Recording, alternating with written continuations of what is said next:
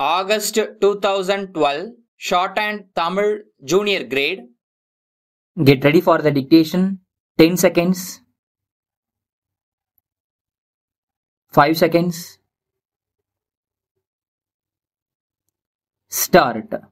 மேதகு ஆளுநர் அவர்கள் ஆற்றிய உரையின் மீதான விவாதத்திற்கு பதிலளிக்கிற வாய்ப்பினை வழங்கிய மாண்புமிகு பேரவை தலைவர் அவர்களுக்கும் குறிப்பாக இந்த அவை உறுப்பினர்களுக்கும் நான் என்னுடைய நன்றியை முதலில் தெரிவித்துக் கொள்ள விரும்புகிறேன்.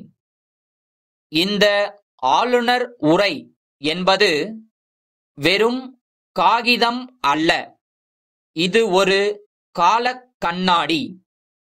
எங்களது தலைமையிலான அரசு தமிழக மக்களின் மேம்பாட்டிற்காக கடந்த காலங்களில் எவ்வாறு செயல்பட்டது என்பதற்கான சான்று மட்டுமல்ல, இது வருங்காலத்தில் ஆற்றவிருக்கக்கூடிய பணிகளுக்கான அறிமுகம் என்று இதை சொல்லிக் கொள்வதில் நான் பெருமை அடைகிறேன்.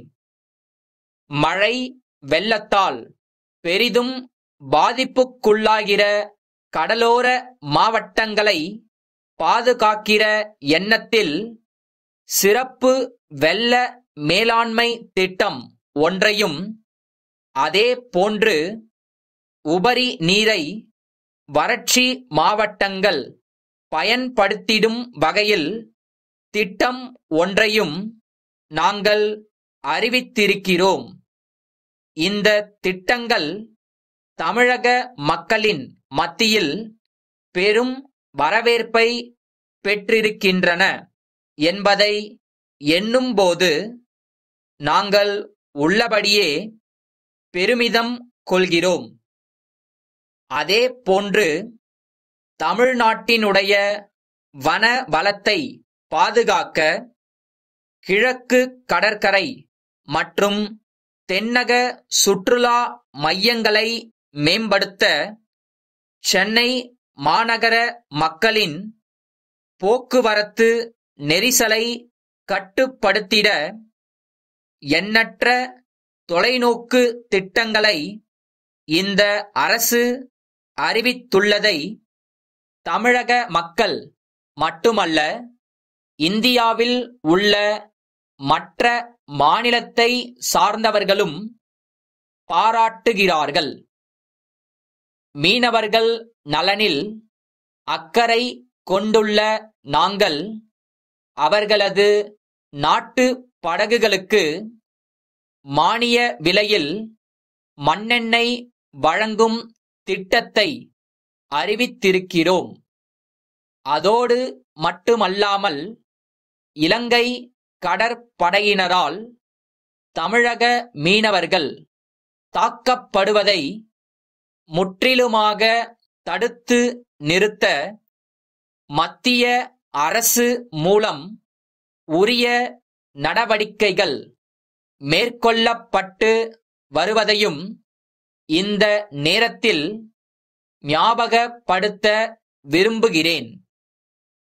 அடுத்தபடியாக, பட்டதாரியே இல்லாத குடும்பங்களிலிருந்து தொழிற்கல்வி பயில ஒற்றை சாளர முறையிலே ஒதுக்கீடு பெறக்கூடிய மாணவ மாணவிகளுக்கு கல்வி கட்டணத்தை முழுமையாக அரசே ஏற்கும் என்று அறிவித்த காரணத்தால் இந்த ஆண்டு பல்லாயிரக்கணக்கான மாணவர்கள் பயன் பெற்றிருக்கிறார்கள். அதோடு வெளிநாட்டில் பணிபுரியக்கூடிய தமிழர்களின் நலனுக்காக நல வாரியம் ஒன்றை அமைத்திருப்பதையும் இங்கே சுட்டிக்காட்ட விரும்புகிறேன். சென்னை தியாகராய நகரிலுள்ள பாரி கூட்டமைப்பு நிறுவன மேலாளர், சென்னை பாரிமுனையிலுள்ள இந்தியன் வங்கி முதன்மை மேலாளருக்கு எழுதும் கடிதம். அன்புடையீர், வணக்கம். தங்களது 28ஆம் நாளிட்ட கடிதம் கிடைக்கப் பெற்றோம். அக்கடிதத்தில் சமீப காலமாக எங்களது நிறுவனத்தால் வாடிக்கையாளர்களுக்கு வழங்கப்படும் காசோலைகளில் உள்ள கையொப்பம் சற்று வேறுபடுவதாக குறிப்பிட்டுள்ளீர்கள். இதற்காக தங்களுக்கு ஏற்பட்டுள்ள அசௌகரியத்திற்காக முதலில் எங்களது மன்னிப்பை கோருகிறோம். எங்களது நிறுவனத்தின் மூலம் வழங்கப்படும் காசோலைகளில் மேலாளர் என்ற முறையில் நானும், பொது மேலாளர் என்ற முறையில் திரு ராகவன் என்பவரும் கையொப்பமிட்டு வருகிறோம்.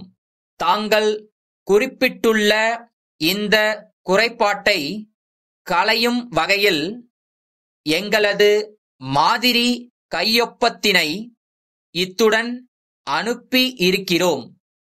இது போன்ற குறைபாடு வருங்காலத்தில் ஏற்படாமல் பார்த்துக் கொள்கிறோம். தங்கள் நம்பிக்கையுள்ள